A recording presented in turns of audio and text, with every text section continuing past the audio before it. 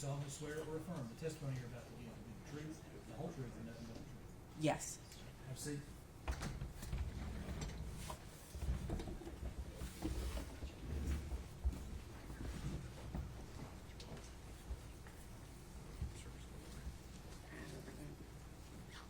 Good afternoon. Good afternoon.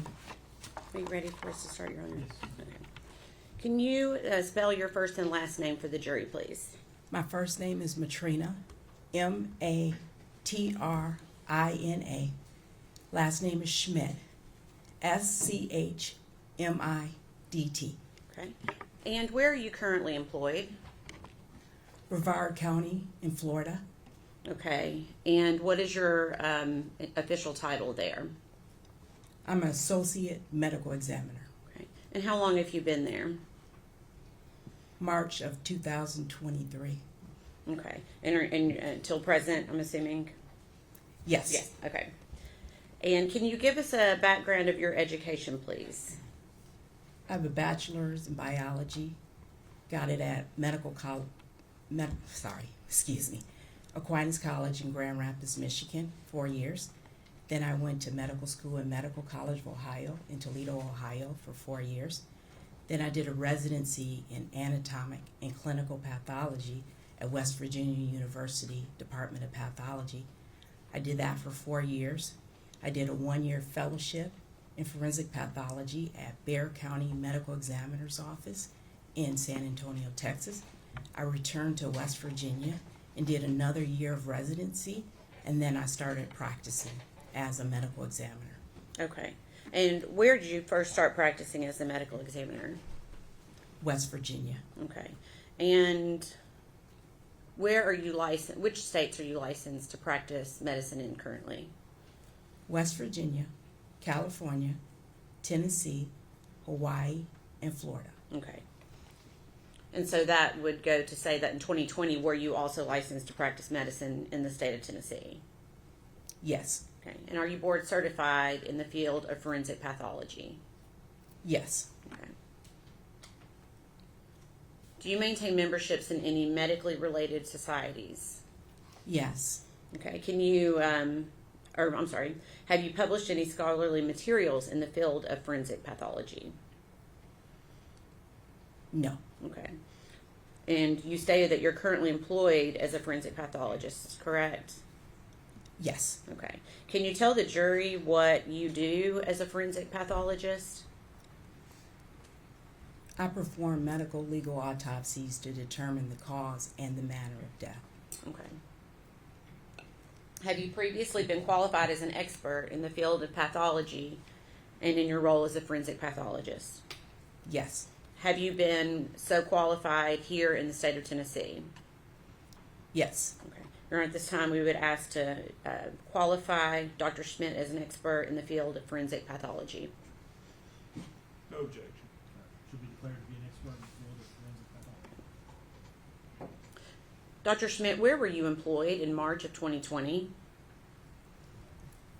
At the William L. Jenkins Forensic Center in Johnson City, Tennessee. Okay. And is that at East Tennessee State University? Yes. Okay. And what was your title there in March of 2020? I was an assistant professor in pathology / forensic pathologist. Okay. And during that time, were you called to assist with the processing and removal of the remains of Evelyn Boswell in March of 2020? Yes. Okay. Do you recall who notified you that Evelyn Boswell's body had been discovered? No, it was a law enforcement official called me. Okay. And did you go to the scene there, Muddy Creek Road, that night? Yes. Okay. Did you bring anyone with you to help assist you? No, I arrived on my own, but 2 of our medical death investigators arrived on the scene. Okay. And who were those 2 people? Laura Parsons, Kristen Osgood. Okay. And what was their role to be that evening? They're the medical death investigators. They investigate the scene, the death. Okay.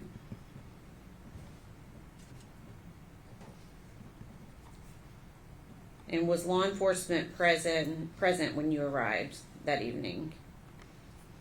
Yes. Okay. Do you recall what time of day you arrived? I do not. It was evening. It was Okay. dark. Dark outside. Okay. Where was Evelyn's body located at the time of your arrival? It was in a playhouse shed and inside a trash can. Okay. So her body was still within the trash can when you arrived? Yes. Okay. And did you observe or assist in the removal of Evelyn's body from the trash can? Yes. Okay. Can you please describe to the jury what that process looked like? We removed the trash can from the shed. Photographs were taken, and then we did a step-by-step process of removing the decedent from the trash can and the contents of the trash can. Okay. And did you observe law enforcement with each of these steps of removal? Yes, and our medical death investigators were also a part of the process. Okay. And was this at your direction or at someone else's, the process that they used? We had discussed the direction we were going to take prior to removing the trash can from the shed. So I was directing it, but I think we had all had a discussion on the best way to handle the process. Okay, give me just a second.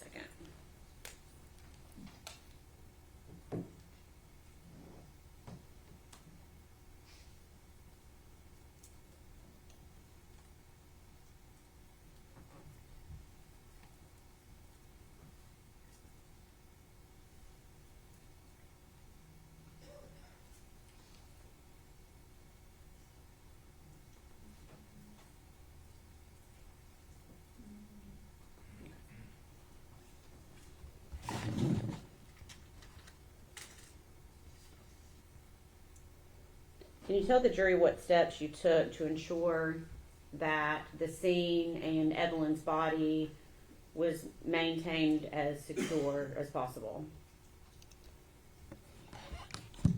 TBI was present, our medical death investigators, and everything that we removed from the trash can, in addition to the decedent, was photographed and it was written down as evidence. Okay, and how did you protect the body from contamination? I don't remember, but we always have a sheet and the body bag ready and prepared. Okay. 1 moment.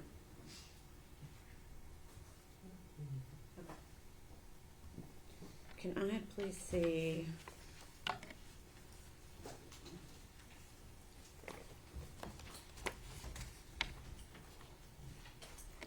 Exhibits number 20 through 38, please.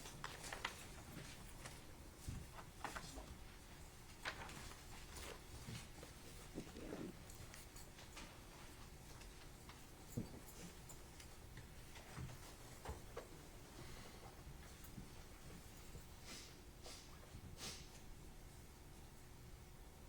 I'm going to pass you what's been previously marked as exhibit number 21.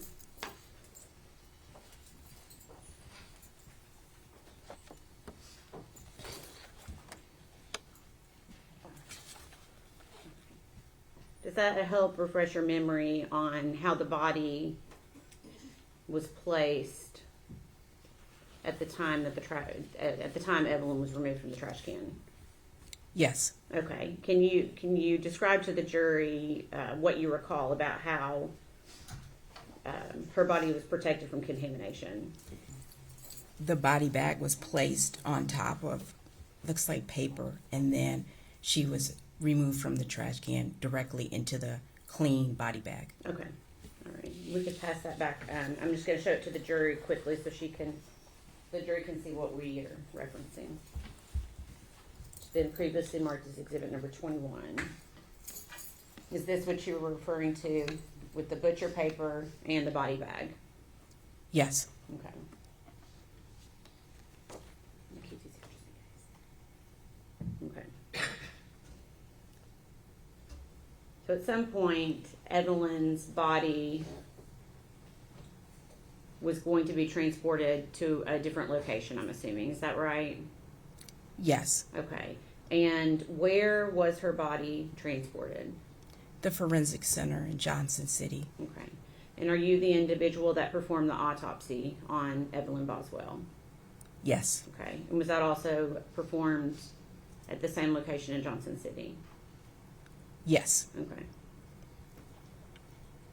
Can you please describe the process of this particular autopsy for the jury? We re-photographed the body. We collected evidence from the body, and we removed the clothing, and I performed the autopsy, starting with an external examination, then an internal examination. Okay. Was it more difficult due to the state of Evelyn's remains?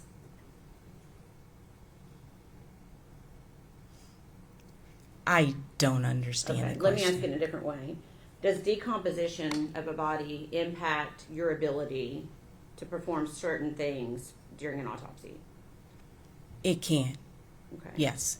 Can you, for example, does the level of decomposition keep you from being able to identify mechanisms of death or possible mechanisms of death?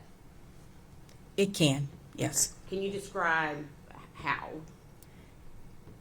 Sometimes with decomposition, the skin will change colors, and it can obscure bruises or contusions. Sometimes we might not be able to draw the sufficient toxicology specimens that we want to. Okay. And did any of that happen in this case? Were you able to see any potential soft tissue injuries to Evelyn's body? I did not identify any soft tissue injuries. Okay. Did decomposition play a role in that at all? It's probable, yes. Okay.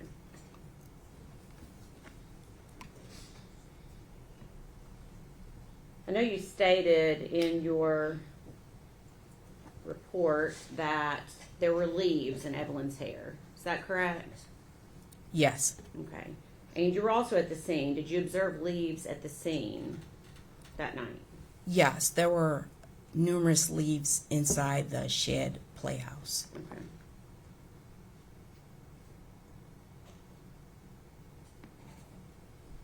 Okay.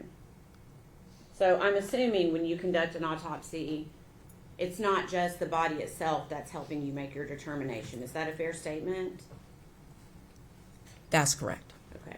What other materials do you as a doctor use in order to make a determination when you're conducting an autopsy and trying to determine a cause and manner of death? Our investigation or summary, law enforcement's investigation. I can use medical records, sometimes histology. That's where I take the tissue and I look at it under a microscope. Okay. Okay. And after you conducted the autopsy of Evelyn, are those results essentially generated into a report? Yes, Okay. Is that report kept in the normal course of business? yes, And have you reviewed your autopsy report for accuracy and completeness? yes. I'm going to pass you documents.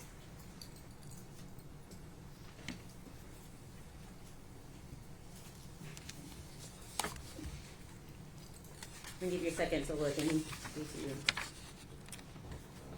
recognize that.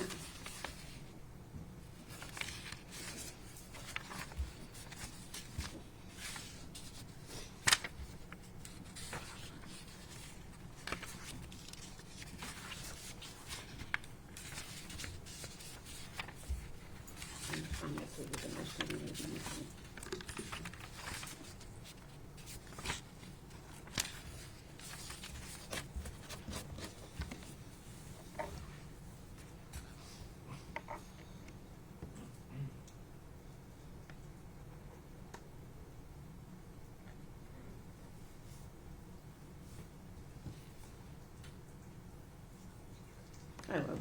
Thank you. Are you able to identify that document? Yes. Okay. Can you tell us what it is? It's the autopsy report I prepared on Evelyn. Okay. And is that a complete and accurate copy? Yes. Okay. Your Honor, this time we would ask that be made exhibit number 260.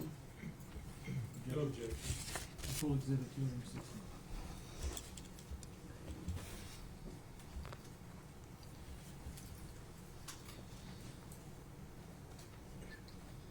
Dr. Schmidt, did you form an opinion as to the cause and manner of death of Evelyn Boswell?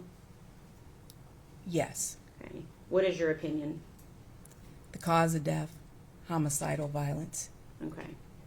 And can you explain that for the jury? What did you base that finding on?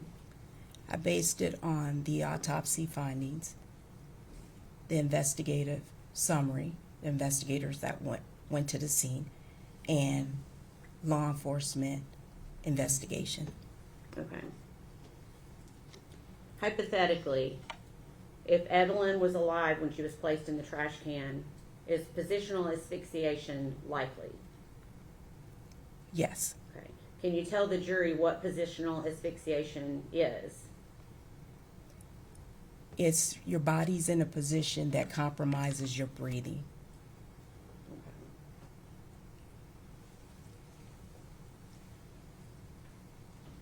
And were you aware how Evelyn's body was placed into the trash can? Do you recall?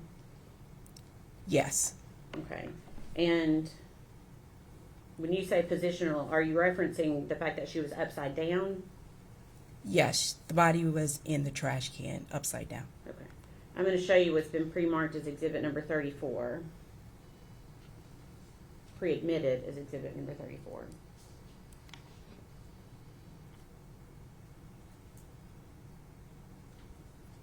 Okay.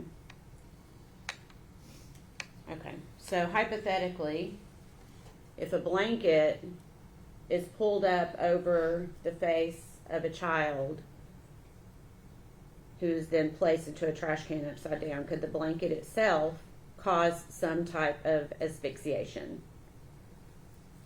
Yes. Okay. What about the trash bag that Evelyn's body was in? Could the trash bag itself cause some type of asphyxiation? Yes, if it covered the airways, the nose and the mouth. Okay.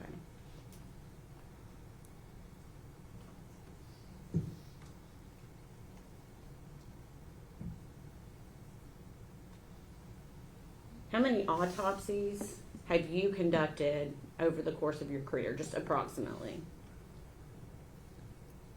3,600 approximately. Approximately how many of those were on children? Close to 100, between 80 and 100. Okay.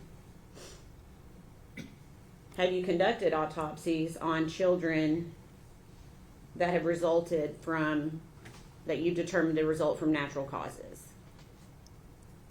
Yes. Okay. Have you conducted autopsies on children that have resulted in or been caused by something accidental? Yes. Okay. So if I gave you a hypothetical that Evelyn Boswell was sleeping in a bed with an adult or two adults and a rollover sleeping episode occurred, is that something that you would consider as being a possibility for her death in this case? Do you want me to rephrase the question? Yes, please. Okay. Is a rollover incident possible, a co-sleeping rollover incident possible, explanation for Evelyn Boswell's death? My opinion, no. Okay. And can you explain why that's not a possibility? Evelyn is an older child, and typically we see the overlay in younger children. It's certainly possible, but with the investigation of the scene and law enforcement investigation, and the way she was found in a trash can, I don't have the opinion that it was a co-sleeping, bed sharing, or overlay. Okay. Is there any scenario that I could give you that would change your opinion about the cause and manner of the death of Evelyn Boswell? I don't know if I could answer that. Okay. Do you... Hold on 1 second.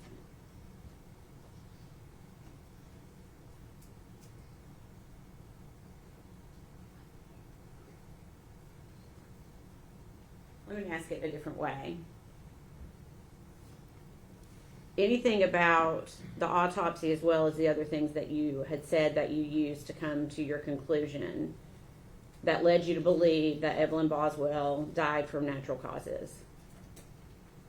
No. Okay. Same question. Anything based upon the history that you were given from law enforcement, the scene itself, plus your autopsy of Evelyn's body, that led you to believe that Evelyn died from something accidental? No. Okay. Please answer any questions that the defense has for you.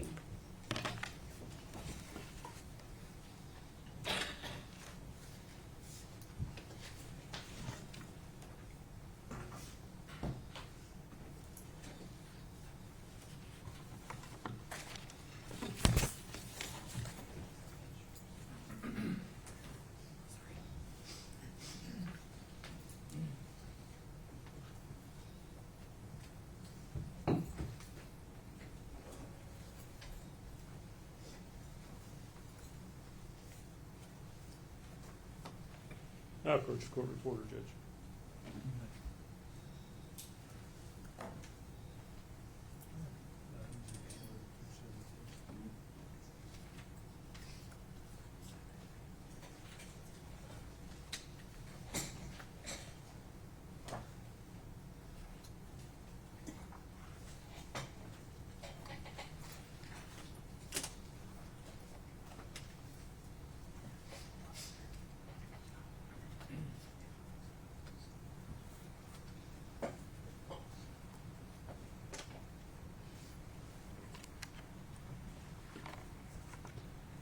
Good afternoon, Dr. Schmidt. I'm Gene Scott. How are you?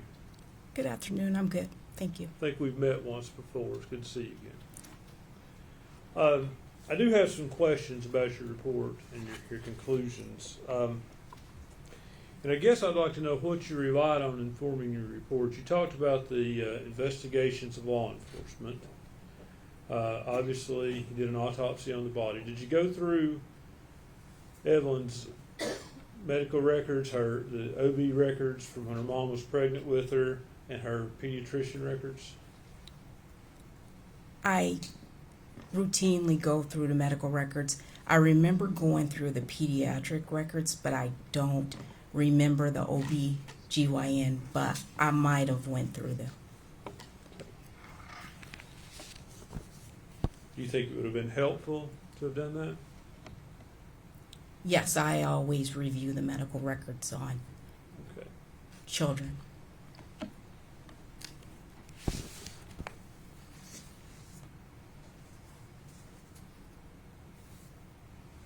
And Ms. Massengill finished up by asking you if anything could be said to convince you this was by natural causes somehow.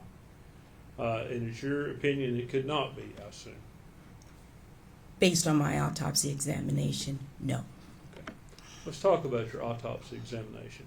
Are there any medical findings of a cause of death, or is it simply the way the body was placed? There are no natural medical disease processes to support her death.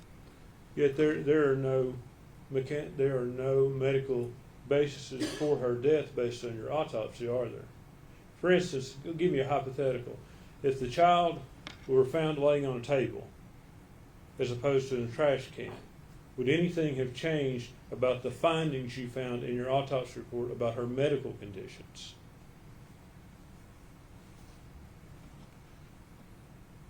No. So, you mentioned in your report that there is a possibility that the decedent was alive when placed in a trash can cannot be excluded, correct? Yes, You cannot conclude that either. that's correct. You don't know one way or the other. That's correct. Okay. So you talked about natural causes, and there's no sign of disease or anything of natural causes, correct? There is signs of disease processes. Yes. In this autopsy? Yes. Okay, what are they? There is a patent foraminal valve, which is just the septum between the atria and the heart, did not close properly. So there was an issue with the child's heart valve? I wouldn't call it an issue, but yes, there was a defect in her heart valve.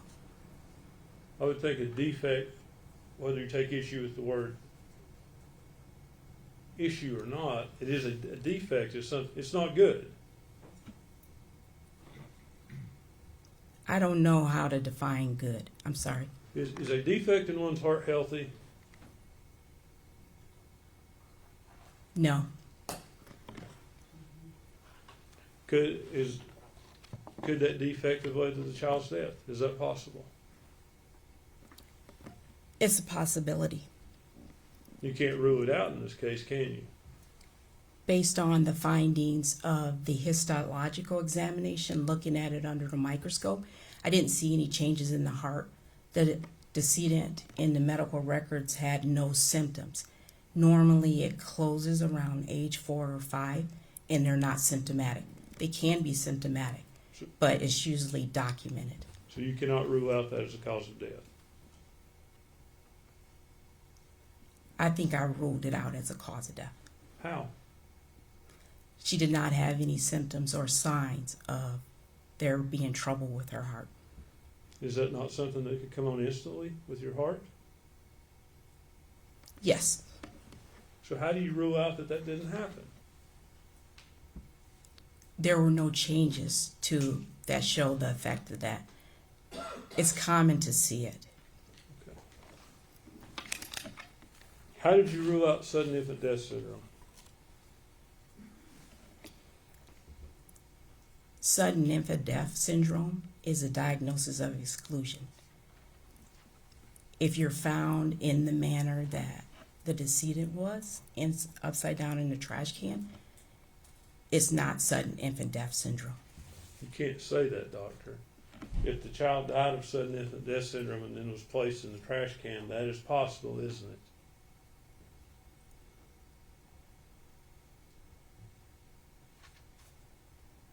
Usually they die around 9 to 10 months is the upper age, but yes, you're right. It could be a sudden death and then placed in the trash can. It could be possible in this case. I wouldn't rule it a sudden infant death syndrome. You said they usually die younger, but sudden infant death syndrome goes up to the age of around 12 months, and there's really not a defined end to it, is there? It becomes less common. Is that right? Yes. Okay. And there are factors that we really don't know what sudden infant death syndrome is, do we? That's correct. Okay. But there have been factors determined that can maybe lead to that. That say there's higher incidence of SIDS with kids who have these conditions, certain conditions. Would you agree with that? Yes. Okay. Were you aware that there was an intrauterine growth restriction when Megan was pregnant with Evelyn? Yes. That can be one of the factors that leads to a SIDS death, can it? Yes.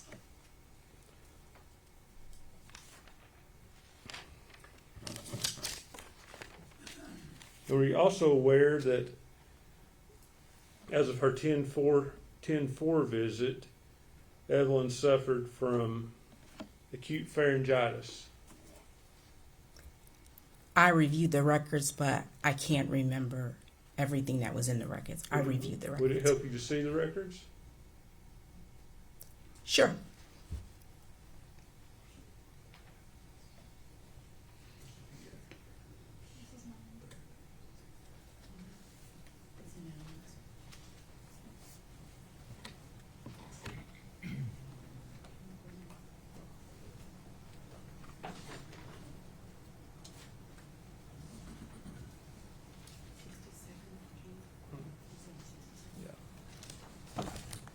Withdraw item 67, please.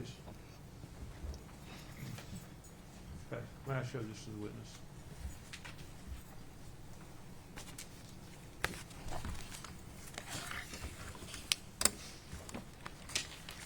Doctor, I would direct you to her October the 4th visit.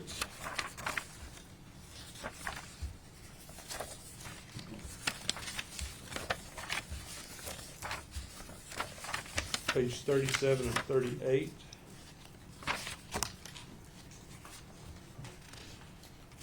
I'm sorry.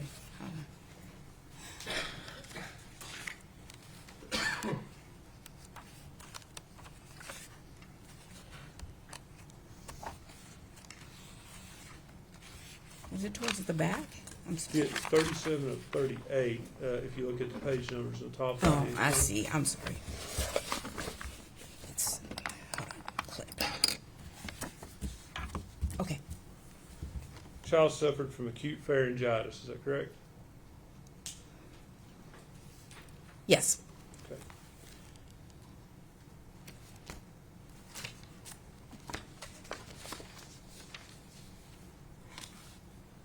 Acute pharyngitis is an infection, Yes. okay? And it's a virus, is that right? A viral infection? It can be. Okay.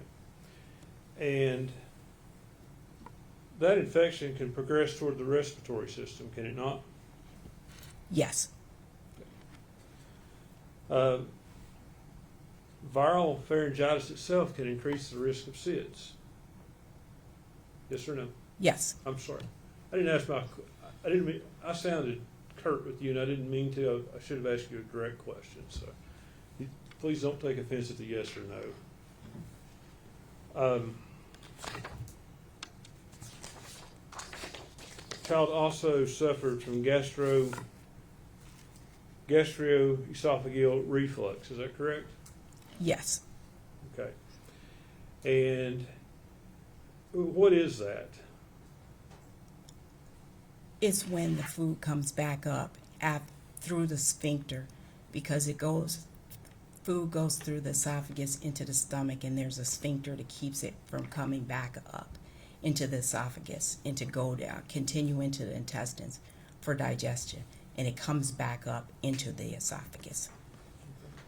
And can that lead to laryngeospasms? Yes. What is a laryngeospasm?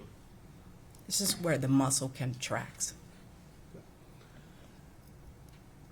A child can die from a laryngeal spasm, can it? Yes.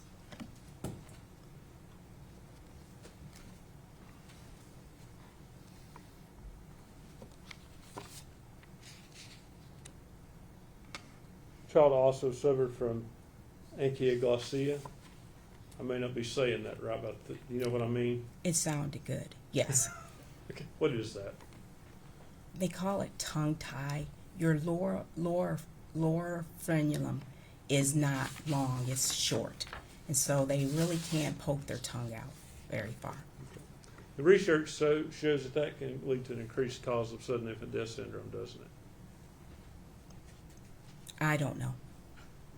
Okay. You don't know one way or the other? I don't know one way or the other. So, with all that said, this child is in a state of the body's in a state of decomposition. That's correct. You can't rule these things I've asked you about out as the cause of death, can you? I ruled them out as the cause of death, But how? Based on what? based on the autopsy examination and the circumstances surrounding the death. Please tell me what medical evidence in the autopsy report rules them out. I'm not talking about that the child is found in a trash can. What medical evidence in that report rules those things out? You can't rule out SIDS with an autopsy, can you? Remember, I'm going to ask that he asks only one question at a time. Yeah, sustain. One Sorry. person at a time. No, you cannot. So you can't rule that out in this case, can you? I ruled it out. You did, but you don't have any reason to do that, do you? Yes, I do. What is that? A forensic examination is not based only on the autopsy. The autopsy helps you out. It's based on all the circumstances surrounding the death. What circumstances allows you to rule that out without medical proof, doctor? I did not see any bone fractures. I didn't see enough natural disease that I thought it would account for her death. Bone fractures have nothing to do with SIDS, do they? No, Natural disease has nothing to do with identifying SIDS, does it? yes, it does. What does it? It rules out SIDS. Okay, so does natural disease, you say it rules out SIDS, it doesn't identify SIDS, does it? No, it does not. It rules it out. Correct? That's correct.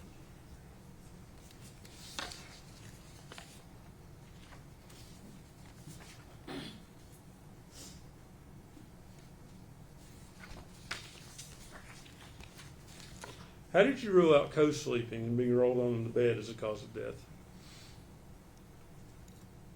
I used it based on the circumstances surrounding the death. Again, if the body were found laying on a table, not in that trash can, you couldn't rule out co-sleeping as a cause of death either, could you? I would review everything, the circumstances surrounding the death. Hypothetically, if that happened, could you rule that out?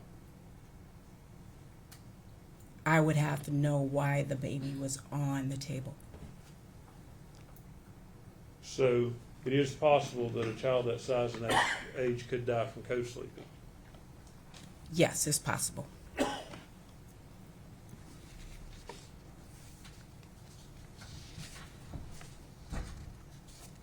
Let me ask you about the leaves you talked about in the baby's hair. Yes, Okay, was that wrapped up under the blanket in the tinfoil?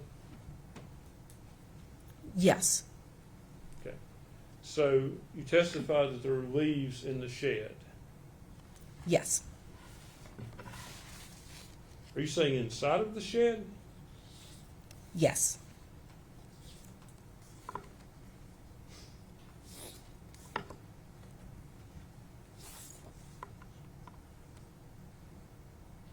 Were there any in the trash can?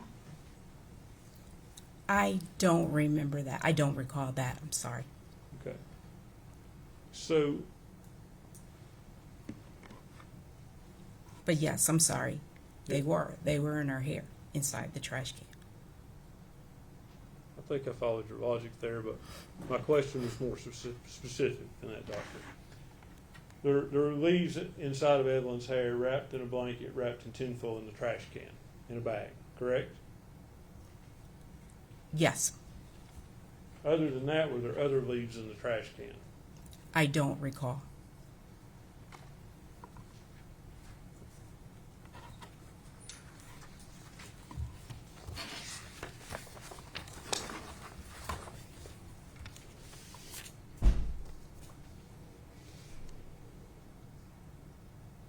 So, when you described this death as homicidal violence, you described that as based on the child being found in the trash can. Is that correct? And the investigation, yes. Okay, but not your medical findings. Yes, my medical findings in There were- addition. There were no findings of violence in your autopsy, were there? Yes, the decedent was found upside down in the trash can. Okay. Were there any broken bones? No, Okay. At this point, soft tissue, it was hard to determine any kind of damage to soft tissue. Is that fair? that's correct. Okay. So there were no medical findings of violence in your report, was there? Yes, the decedent was found upside down in the trash can. I'm sorry. I'm asking.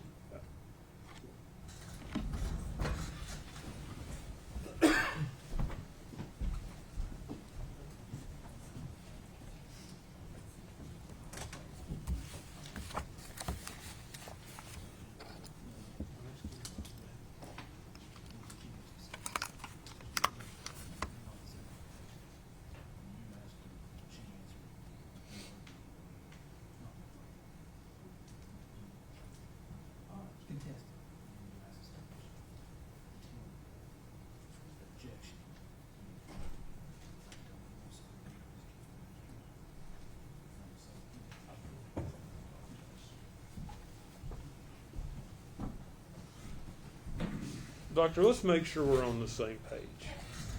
I'm asking about medical causes that you would find in the autopsy. Now, being placed in a trash can, are you describing that as a medical cause? No. So medical causes that, and medical diagnosis that you have, there is no medical issue showing this is a homicidal violence, is there? No.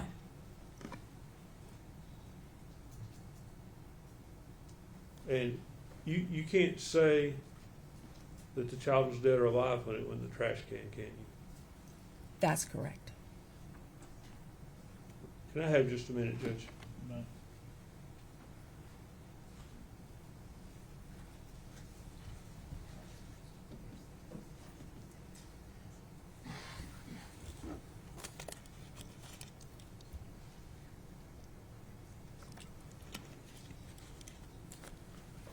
Let me ask you this, Doctor. You talked about leaves in the shed. You were there directing when the baby was taken out of the trash can, Yes, that's correct. and I assume that you and your team were very careful that the baby, nothing got on the baby once it was taken out of the trash can and the trash bag before being placed on the body bag. That's correct. It would not have been a source of leaves from you all's contamination. No.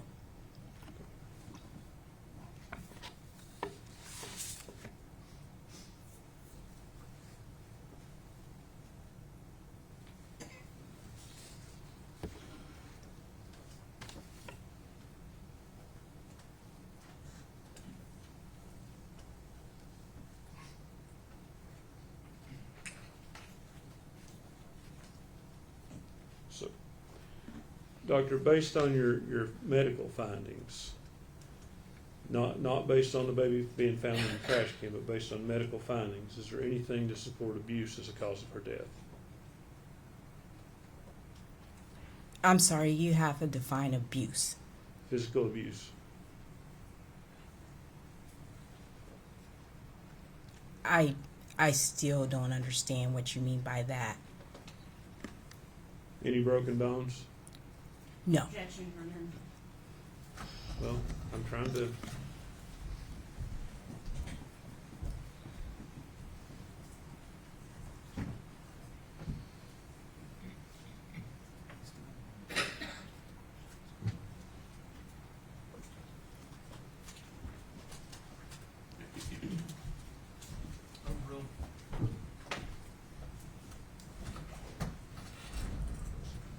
Any broken bones?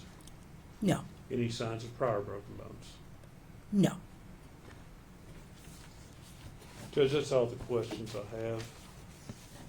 Dr. Schmidt, thank you and good to see you. Nice to see you. Redirect. No, Your Honor. Is she released from this team? By the state, yes. Mr. Scott? Yes, sir. Dr. Schmidt, thank you for your testimony today. You are released from your subpoena and your fee. Thank you. Next. David called Dr. Ballistic.